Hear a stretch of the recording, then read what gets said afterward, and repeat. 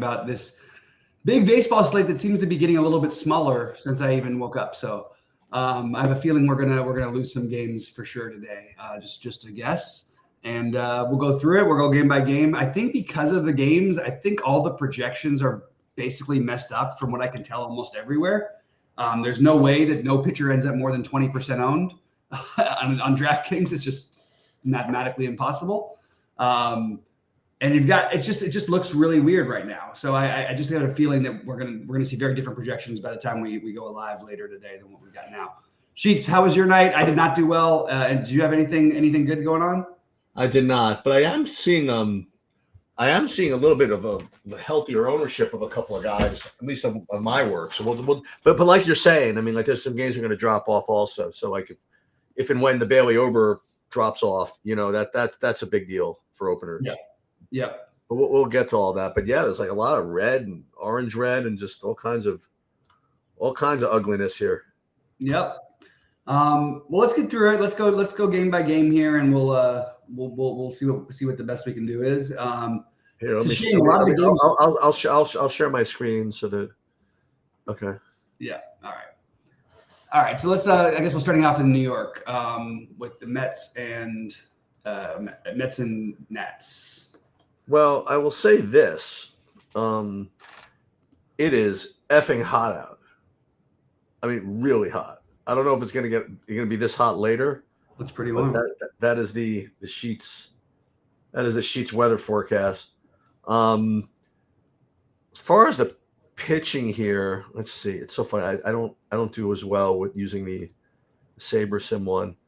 I'm not seeing any pitching from this game just kind of show up here at all. So I just presume there's nothing. And weirdly, I thought that I would see something hitting wise because of the weather and because of whatever. But I have 5 top stacks, and just the Mets or Washington is just not one of them. I mean, do you like anything in this game? I think Jake Irwin is a terrific tournament play. I think that Irvin is like, he's basically been like the nuts forever for a while now. And it's like people never act like he exists. I wonder what he was owned on these other slates. He just faced this team and put up 37. Now, I don't like the back-to-back thing, but you put up 37 and it gets your attention, through a one hitter. He's been basically awesome. I mean, he's had put up 21 or more in 6 out of his last 7 starts, and got to at least consider him, in my opinion, especially at low ownership on a slate that's lacking. But you're right. It is 84 degrees with wind blowing out. It's still Shea, so it's not a great hitter's park in general, but should play better today. And then I just don't like stacking fully against Quintana. I feel like there's like bats I wouldn't mind using, but as I always point out to people, he's always really good at historically at not giving up a ton of power, and his control is usually pretty good. Now, those have both sort of gone back and forth this year, so maybe you can make an argument for the Nats, but it's not like you're getting a super discount. I mean, Lane Thomas is 5,600, TJ Abrams is 63. They do have cheap bats in the later in the order, like Keibert Ruiz and stuff like that is an interesting one-off play or something like that. But I don't feel like excited about either of them. I did consider it for a while, but I think Irvin is probably my favorite part of this game, and I think people are sort of overlooking the fact of how good he's been. All right. Next up, we have another game that's definitely got weather issues. Not as bad as some of the other ones, but definitely some serious weather issues here. And we no longer have Lodolo starting, who was supposed to start. Are you kidding? He was supposed to be the highest owned pitcher on the slate. I mean, that's what I had. Who's pitching now? He's not pitching. I don't think we know yet. I have him starting here, so I don't know. Okay. I mean, it came out this morning. They had him on SaberSim when I was first looking, and now he's gone. And then they did the other thing where they sort of narrowed it down. I don't know who it is. There's a chance, I guess he does. I just don't think we know an official person yet. So I'm just gonna. If Lodolo pitches, he's a good play, right? Yeah, I mean, I have Lodolo. I have him starting, and I have him the top pitcher on the slate, and I have him 32% owned. So if he's not starting, then never mind. What can I tell you? It could be a SaberSim thing, but they don't have him. They had him in, and now they don't have him in, and I haven't seen an official thing. But I did notice that from SaberSim, and there was one other site that had that as well, but I don't know who it was. We can poke around and see. But yeah, if in fact he's starting, he's the best play on the slate, I think. And in addition to that, I have Cincinnati as one of my top 5 stacks on the slate also. So, which is a little awkward. Quantrill, as we've talked about this year, I mean, I would say every once in a while, I guess he's kind of coming back to earth a little bit. Like he had that good stretch where he had a bunch in a row, but I can see why Cincinnati would look good here at home. So I do have Cincinnati as one of the top 5 stacks, and currently Lodolo is the best pitcher on the slate. And if he doesn't play, then obviously that recommendation comes down ever so slightly. Right. That makes sense. I am okay with Cincinnati if the game's a go, and I'm good if Lodolo is pitching. But again, I'm not sure where all that stuff's coming from. And you've got Cincinnati, who's got like the perfect blend of like cheap and expensive. The problem is they're really hard. They sound good. It sounds good in theory to say, I'll play Cincinnati. You just got to remember the overlapping positions thing is like you might have 3 players at the same position. You know what I mean? You have no outfielders but one, unless they play Austin Slater today, which they very well may. But like I don't know. It's a very strange situation where you have nobody who's actually an outfielder. I kind of like DraftKings to get it together. And they did move Steer as to outfield also available now, which at least they got one of the 3 third basemen out of there. But you can't have 3 guys only one position eligible. It just mathematically doesn't make any sense. So anyway, I like Cincinnati. They're not, I don't know if I have them. I don't know where I have them, and then overall they're in the top 6 for me. But I'm sort of waiting to see how the weather is there. And Lodolo is certainly a logical play, assuming that he does in fact pitch. But I'm skeptical of what's going on, or maybe it was just a weird blip that we're seeing because I've seen a bunch of blips early today. From some of the SS guys. I think they haven't loaded the FanDuel projections yet for some reason. So there's there's stuff out there that might just be my projection. I might just be getting the wrong projections. All right, Washington. Go ahead, Shoots. You have me a little bit confused now. So let me just. I'm just going with what I'm seeing. It went from you see a note that he's just not pitching. I mean, like he's not even listed as an option on. I have him on all the other. I mean, okay, on all the other stuff. Right. No, that's what I'm saying. So it could just be a SaberSim related issue, but I did see it somewhere else earlier today. I actually do know where, but I don't want to say where. Anyway, we can move on to Washington. I'm sorry, not Washington. What's the next one we got here? Oakland. No, I'm gonna need another second here. So I'm gonna go into Twitter also and see if we can't get any info. It says here 1 minute ago, Nick Lodolo starting on Tuesday. There you go. Maybe it's just an issue with the site then. So we'll assume Lodolo is still starting then for right now. No, in which case he does look like the best play on the slate. The best pitcher on the slate anyway. All right. Now you want to go Oakland, Boston? Yeah. Oakland, Boston, Bello against Estes. Estes, he's the one. He had a really good. Did he have a really good game in his last start? I think so, right? Yeah, he had the complete game shutout. I think. Yeah. Wild against the Angels. So I actually right now of the 5 top stacks, I have both of them coming from this game. Both the Red Sox and the A's. I guess the Red Sox would seem to make a little more sense that they're just, I guess, better. I do like that Estes is coming off of that ceiling performance to take the Red Sox. And Oakland, I imagine, is really, really cheap, which is why I'm getting to them. So, yeah, I do like both sides of this. I wouldn't play either of the pitchers here as a result. And I wouldn't mind game stacking this one.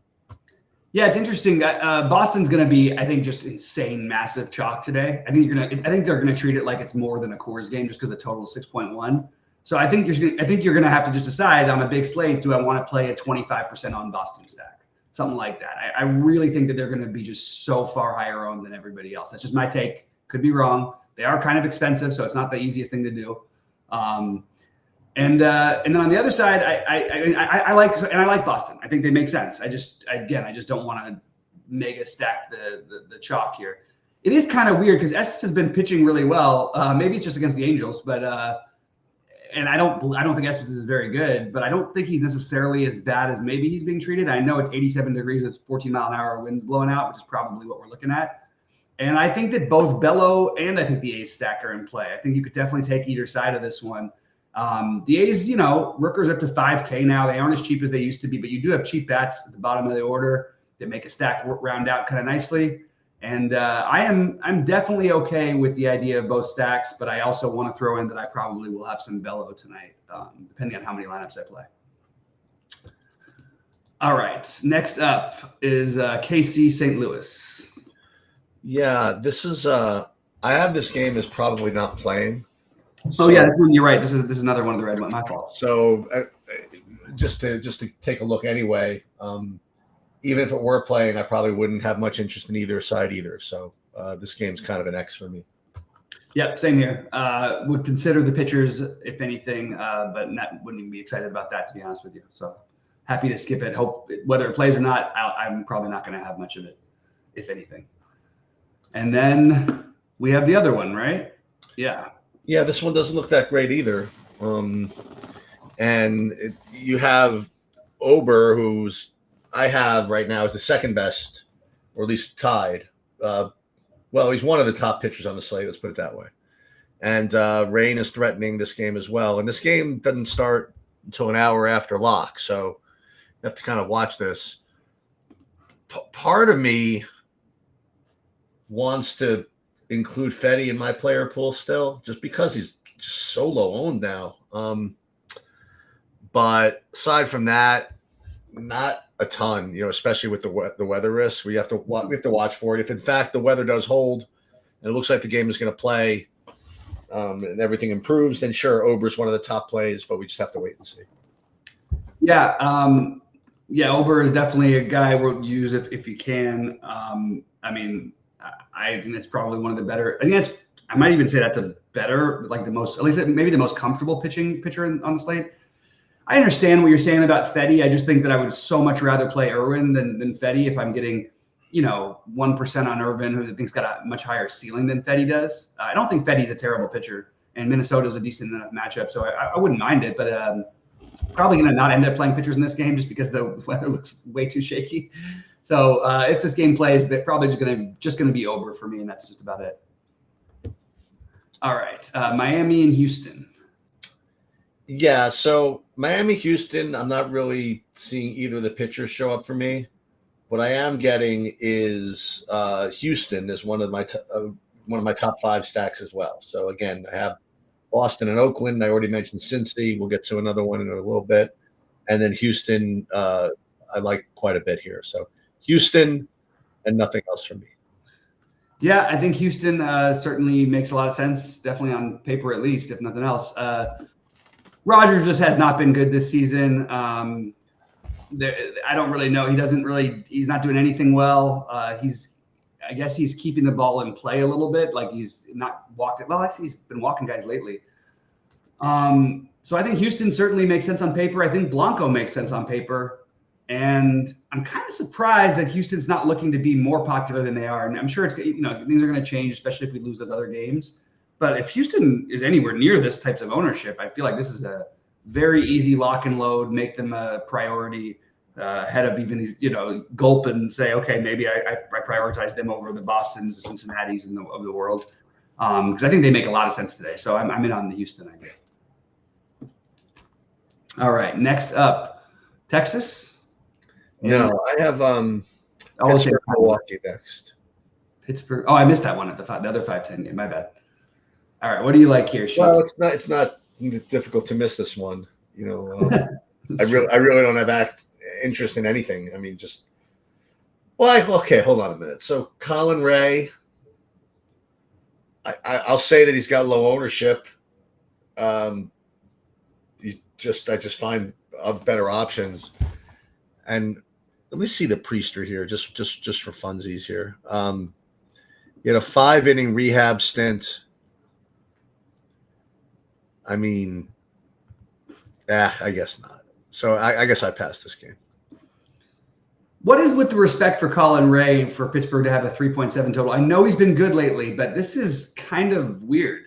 Like, I don't know. Something about it threw me off a little bit. I like both sides of the hitting in this game for what it's worth. And I was going to say that taking it, and it is a low-owned shot. Something is wrong with the projections I'm looking at because Ray actually is projecting well, but they're projecting no ownership on him. So I'll mix. I will throw Colin Ray into the mix and a bunch of guys that I'm just curious. What are you looking at? What projection do you have for Colin Ray? So Goldie's got him at 4% owned, and Saberson has him at 12. No, that's fair enough. I have him at like 7.5, like right in the middle. But what do you have for his like projection? 15.5, which is I have less than that. I have like less than 14. So yeah, that's Saberson's projection that I'm looking at on that one. Goldie's got him at 13.22. So that's more in line with what you're saying. Yeah. Which is again a reflection of the thing. But I think it's interesting. Like, yeah, I mean, I think that as a very low owned guy to take a dart on, I don't really, we talked about some other pitchers, and especially if we lose Lodolo, what exactly are we like feeling good about pitching wise? I don't feel like there's anybody who just feels like, oh, this is a safest play or whatever. So I'll mix in a Colin Ray at least for consideration. But more importantly, I do like the hitting on both sides of that game. Well, I mean, we'll get to Sale in a minute. You know what I mean? Like, there are guys you could play. I mean, definitely guys you can play. None of them are in like great matchups or great spots. But I mean, so let's go to the next game. So we have Scherzer. He's 9,300. Yep. Against the Angels. I have him as right up there with all these others. Again, he hasn't exactly been strikeout machine this year, to say the least. But I haven't been a little strikeout machine for a while, to say the least. But still has a .84 WHIP. He's still, you know what I mean? Like he still keeps he's still good. He still pitches well. Mm-hmm. But again, I prefer. I will try for something with more upside. But now that you're reminding me, I mean, where is that upside coming from? I guess so. We'll have to talk about this. Texas is the fifth team that I liked, and I actually have them rated higher owned than Boston by a little bit. So I think that Texas is going to be the other main bit of chalk, and they look pretty good. So some Scherzer and definitely Texas. Yeah, I'm on board with the Texas, even though they got a bunch of runs last night. Definitely on board with that. I do like Scherzer, and I think he has every bit as much upside as every pitcher on this slate. Maybe not named Sale. I'm not going to care about a couple of rehab starts where he's he's literally just trying to get through innings. And unfortunately, we're still sort of in that window, but at least he's had 3 starts back, and he finally threw 90 pitches in the game. And this is a matchup where you don't have to worry about walking people really. You can kind of go right after him. I think this is there's definitely upside for Scherzer in this one that I think is high enough to where at least I can click on him and feel comfortable that I think it's a reasonable play. And I do think Texas is a very strong option, as you mentioned as well. So that's what I've got from this game. Pretty much nothing else. All right. So we have 2 very, very intriguing pitching options in the next game between Atlanta and Arizona.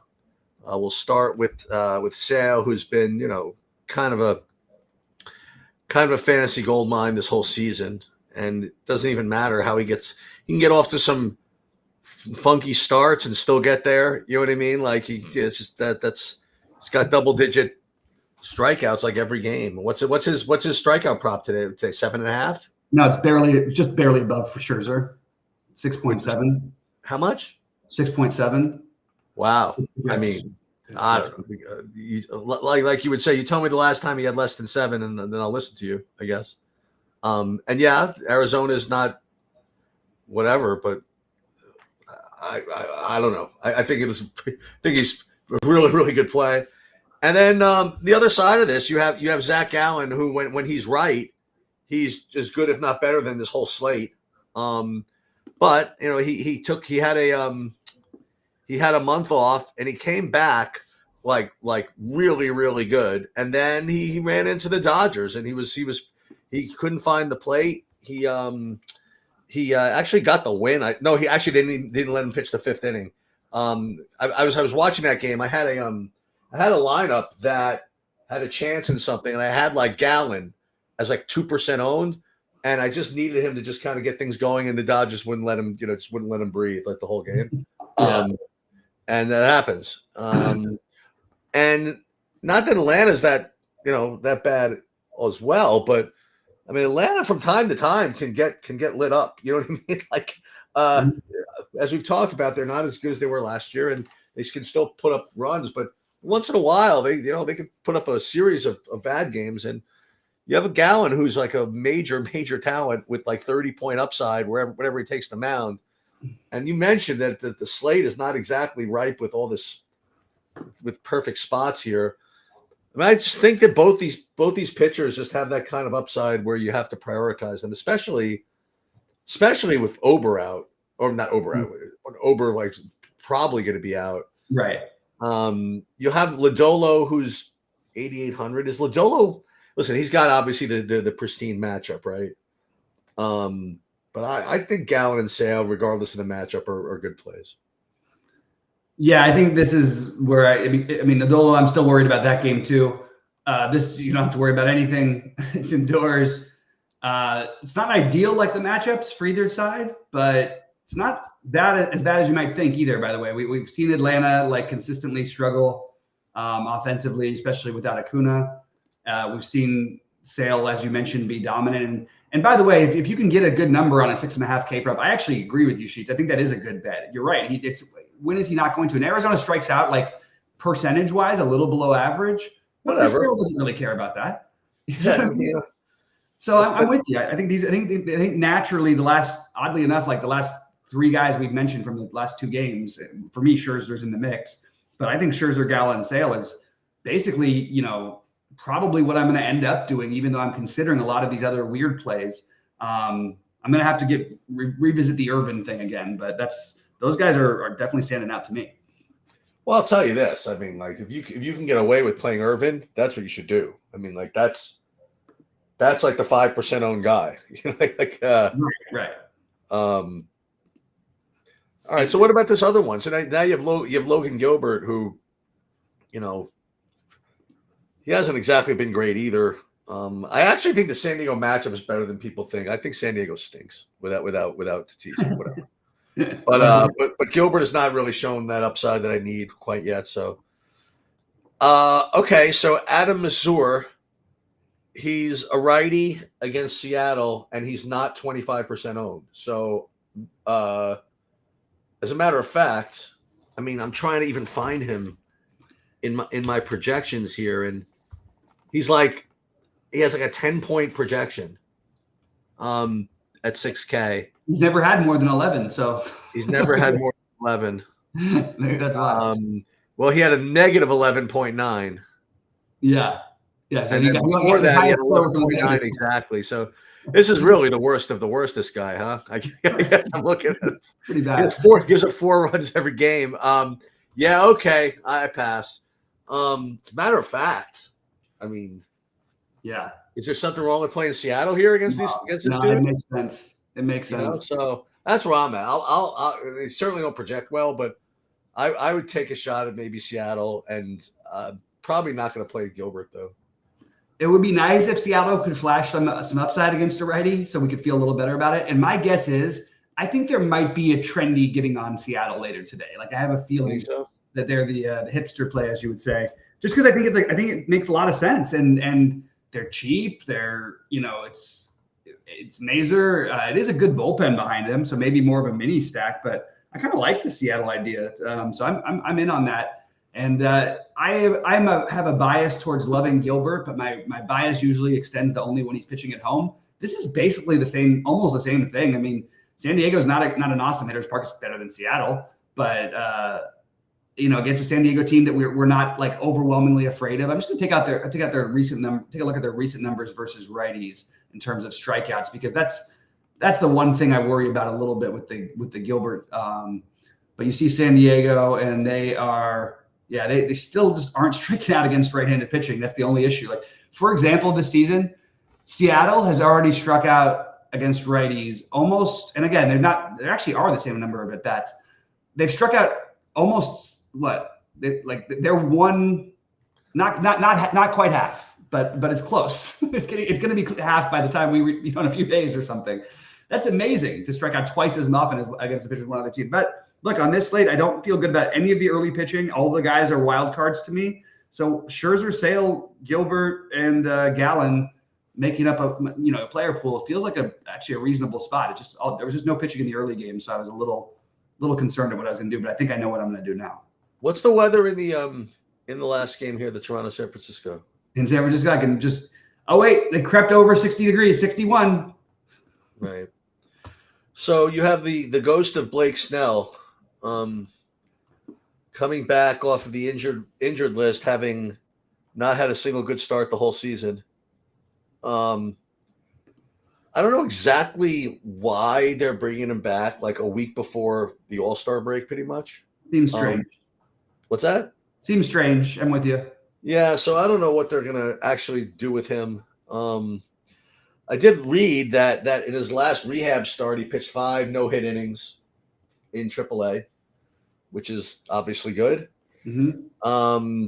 I just don't. But between a possible pitch count and just him not being right, it seems that minor league start out, notwithstanding, I just don't think I can do this. As a matter of fact, I mean, 61 degrees kind of sucks, but if you get the Blake Snell that you can get, I mean, Toronto can freaking destroy him, So I don't know, maybe, but again, that weather's not great.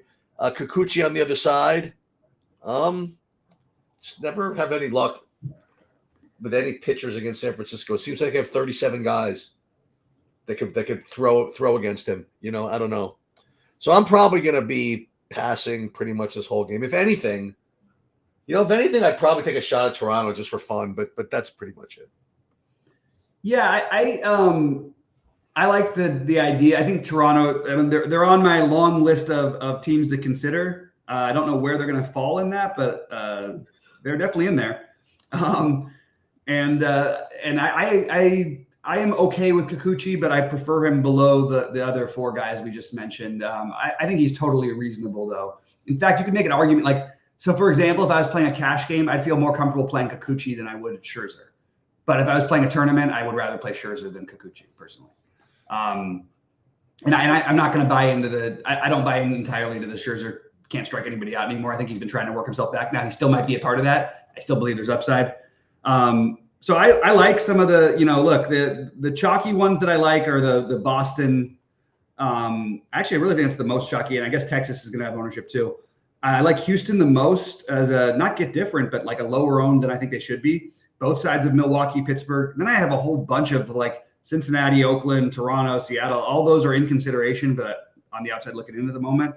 And I've got Scherzer, Sale. In order, I would say I'd say Sale, Gallen, Scherzer, Gilbert for me was probably the order I'd go. But I've got a bunch of other guys I'm considering, including the Irvin, and that's it. This is assuming that we lose Ober and Lodolo, or at least that Lodolo's game is. If Lodolo's game is even questionable enough, there's just enough other arms where I'm happy to go somewhere else, even though I'm not overwhelmingly thrilled about it. When I run this first set of SaberSim builds, getting all kinds of Texas. Again, when you run this stuff early, it's a little wonky because it counts all these weather games as possibilities, where the reality is that you're probably going to lose a couple. Yeah. And I think again, because of the weather, a lot of these projections might be middling a little bit. I think you're right. So any build you do like at noon on a day with 4 weather games is probably going to be somewhat, specious, to say the least. But listen, it's worth noting that Texas has, they have a good enough projection that they're showing up as like one of the top stacks. Oakland again because they're cheap. Cincinnati we mentioned, and then kind of like weirdness everywhere. But as far as the pitching goes, it looks as though, Sale. Let me just see what are all in on Ober. Just for the whole pool. Ober, right? Ober, then Sale, Gallen, right?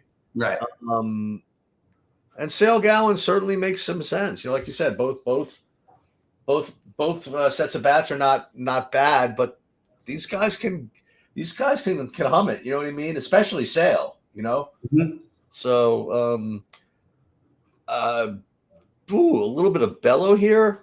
So this is interesting. So Bello, of course, like 5,000 lineups, get 16% of him. Mm-hmm. Waka, that game's not going to go. I wouldn't play him anyway. Yeah, I think where we might be a little different is the Scherzer. I just don't like to play him in GPPs. And I think you're totally I think it's totally fair. It feels like something that I would have heard though that I would go, okay, something doesn't click with this because we're taking way too small of a sample size on a guy who's got a massive extreme sample size and is still throwing the same speed that he always did. You know what I mean? It's not harder. Yeah. So I'm just going to assume that he's going to regress to it. Now, maybe I'm a few games early, but I think you're going to see Scherzer striking out 10, 11 guys in no time. I just don't know if it'll be today. Anyway, so it should be a fun slate where we might have some things to sweat on later, like before. I mean, sweat trying to decide like whether or not a game's going to play. And on big slates, I tend to just steer away from that stuff. And overall, that is rarely the thing that costs me. So again, only because you mentioned, I'm going to remind you because I have to go out. I'll be back though. Is the soccer game is at 3 p.m. Eastern today? Oh yeah. And you can't really play it until we can reserve spots, but the lineups come out an hour before. So right. So that's when you pick it. It's because it's Showdown. And I don't really know much about Soccer Showdown, but I would imagine that you probably want to try to find one bench guy, I guess. I don't know. I'm trying to ask the RotoWire guys how to play Showdown.